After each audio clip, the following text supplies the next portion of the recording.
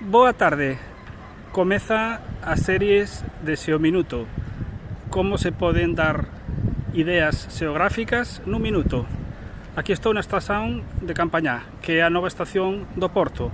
Esta é a terminal dos trens que van a Douro e Miño, e esta que estades vendo aquí é a terminal antiga, o vello edificio que está agora mesmo en obras.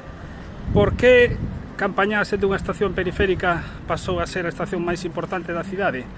Bueno, pois porque Porto Saovento é unha estación de fondo de saco e quedou inoperativa prácticamente, mentras que esta é unha estación pasante, unha das ideas máis interesantes que se poden desenvolver na planificación de estacións de tren e xeografía urbana.